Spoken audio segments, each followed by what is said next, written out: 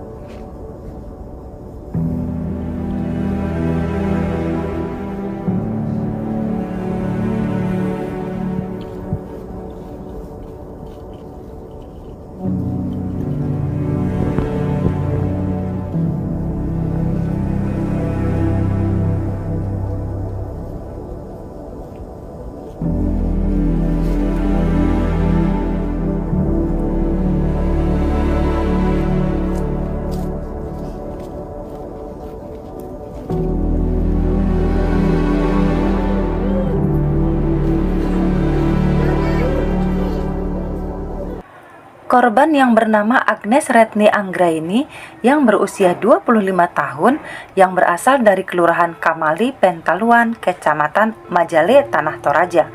Agnes juga berstatus sebagai karyawati PT Pancar Pilar Sejahtera. Sebelumnya, Agnes ditemukan tergeletak tidak bernyawa dengan kondisi tangan dan kaki terikat. Kepala terbungkus kaos berwarna biru dengan bagian kepala banyak mengeluarkan darah di tempat kerjanya, yaitu di PT Pancar Pilar Sejahtera yang berlokasi di Desa Bahodapi, Kabupaten Morowali. Kepolisian menyelidiki kasus ini yang diperkuat dengan pelaporan dari pihak keluarga yang meyakini bahwa Agnes tewas dibunuh. Namun dalam pelaporan dari pihak keluarga belum diketahui siapa pelaku yang membunuh Agnes. Kejadian ini berawal pada pukul 9 pagi. Agnes diantar pacarnya yang bernama Desrianto Palulungan ke kantor tempatnya bekerja untuk memberikan uang kepada dua rekan kerjanya. Tak berselang lama setelah tiba di kantor, salah satu rekan kerja Agnes yang bernama Jufri tiba dan langsung mengambil uang 500.000 lalu bergegas pulang. Setelah itu, Desrianto mengajak Agnes untuk pulang. Namun Agnes menolak dengan alasan masih menunggu satu rekan kerjanya. Akhirnya, Desrianto pun pulang lebih dulu meninggalkan Agnes di kantor tersebut. Pada pukul 11 siang, Desrianto melihat status Agnes di WhatsApp yang isinya Agnes akan jalan-jalan ke rumah temannya. Desrianto yang merasa heran, pasalnya Agnes tidak pernah bercerita apabila ia akan pergi. Desrianto pun menelpon Agnes untuk memastikan keberadaan Agnes. Namun ponsel Agnes tidak aktif, padahal hanya berselang 1 menit dari Agnes membuat status. Tak hentinya Desrianto menelpon Agnes, sekitar sudah 20 kali Desrianto menelpon. Namun ponsel Agnes tetap saja tidak aktif. Sekitar pukul 14.30 Desrianto kembali menelpon Agnes, namun telepon Desrianto di-reject. Dan setelahnya ponsel Agnes kembali tidak aktif. Di sore hari pada pukul 5, Agnes kembali membuat status WA dengan kata-kata Kendari dan dengan emot tertawa. Desrianto pun kembali menelpon ponsel Agnes, akan tetapi ponsel kembali tidak aktif. Hingga pada pukul 21, Agnes tak ada kabar. Dikarenakan kecurigaannya, pada pukul 21.30 malam, Desrianto dan keluarga Agnes melakukan pencarian dan tempat pertama yang mereka sambangi yaitu kantor dari Agnes.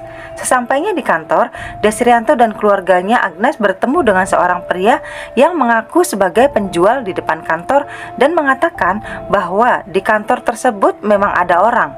Penasaran, akhirnya Desrianto dan keluarga Agnes mendobrak pintu yang terkunci itu.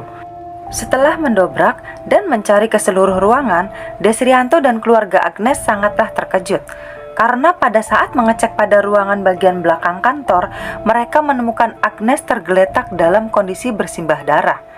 Tangan dan kaki terikat dan kepala terbungkus.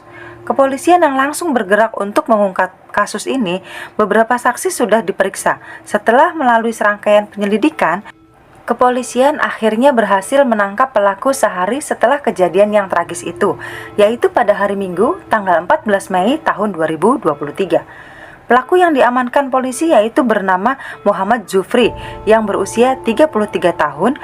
Pria ini ternyata rekan kerja Agnes. Mereka bekerja di PT Pancapilar Sejahtera, sebuah perusahaan kontraktor di Kabupaten Morowali. Dari hasil interogasi, Muhammad Jufri mengakui perbuatannya yang telah membunuh Agnes secara sadis. Muhammad Jufri mengaku membunuh Agnes dengan cara memukul kepala Agnes dengan batu. Kapolres Morowali AKBP Supriyanto membeberkan motif Muhammad Jufri nekat menghabisi nyawa Agnes karena tersinggung dituduh oleh Agnes. Kronologi kejadian yaitu pada saat Jufri meminjam uang kepada Agnes sebesar 500.000. Namun Agnes tidak memiliki uang cash, maka dari itu Agnes memberikan ATM-nya kepada Jufri untuk mengambil uang ke mesin ATM. Saat Jufri kembali, Jufri mengaku mengambil 500.000 di ATM Agnes. Namun Agnes curiga kalau Jufri mengambil lebih dari 500.000.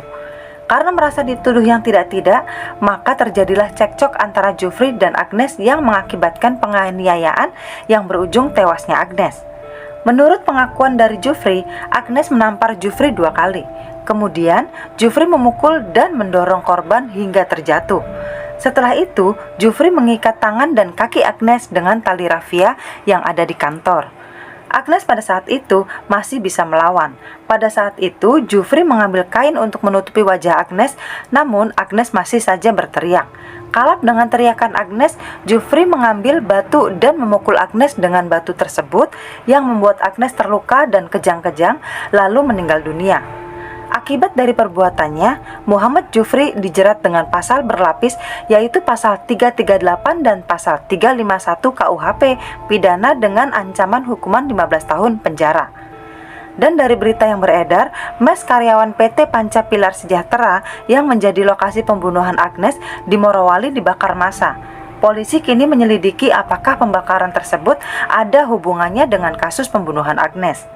Bagaimana menurut kalian cerita kali ini? Silahkan tulis di kolom komentar ya. See you next video. Bye. Oh, baru kenapa kau ikat? Kau perkosa lagi? Tidak apanya. Kau pukul pakai apa? Batu. Apanya kau pukul? Kepalanya. Nah, kenapa kau diikat kakinya sama tangannya? Iya, karena sempat cekcok baru. Kenapa diikat kakinya sama tangannya? Iya, karena sempat cekcok sama dia tuh. Cekcok kenapa? Karena kau bawa utang. Tidak. Apa dah? Bawa utang kau 500 yang 2 juta itu. Hah? Saya minta uangnya 500. Terus? Tapi dia kasih tapi kan itu akhirnya dia suruh saya pinjam uang. Awalnya dia bercanda bilang dia bilang pakai semuanya isinya. Dan tidak bu, saya minta 500 saja, tak itu 500. Kenapa kau sampai kau bunuh telan? Jadi dia kata kau bilang Cuma kata-kata kau bunuh seperti itu? tidak, dia bohong sama saya dulu. Tunggu kau ya. Saya punya keluarga di sana.